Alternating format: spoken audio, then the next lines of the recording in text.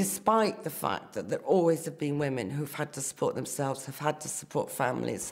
There was this absolute attitude that women's work was never that of the breadwinner.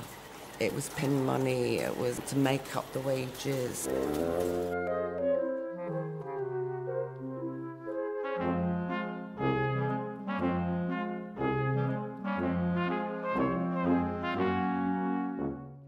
It frightened them, really did.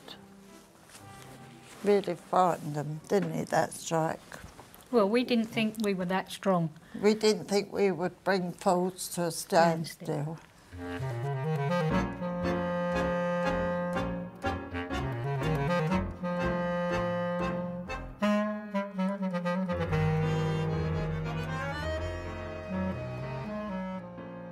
It was what provoked Barbara Castle into recognising that it really was necessary for the government to introduce equal pay legislation.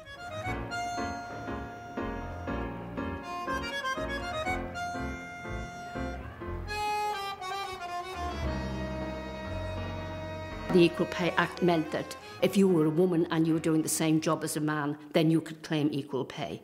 But we know that the vast army of women that we were concerned about weren't doing the same jobs as a man. So the big issue had not been addressed.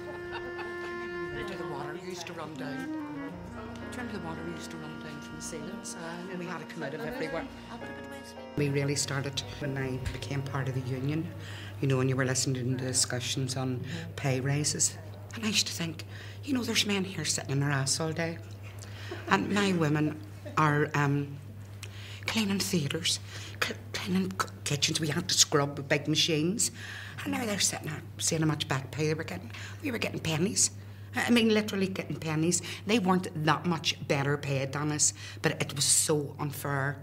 Oh, yes, it might be, yeah. Yeah, we'll have to ask him what he's done. If he's done anything exciting. Has he done? No, he's still just dead. No, we're all done and dusted. That's all right, it's all... You changed legislation, you stopped employers from cutting pay to win contracts. They did that. with your help, though. Yes, yeah, with your help. With your help. Speech therapists on the march.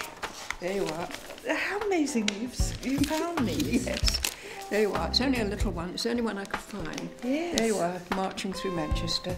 Now, what the union weren't the biggest union in the world, and speech therapists weren't a large union group within that. And my husband kept on sort of saying, are we going to lose the house over this?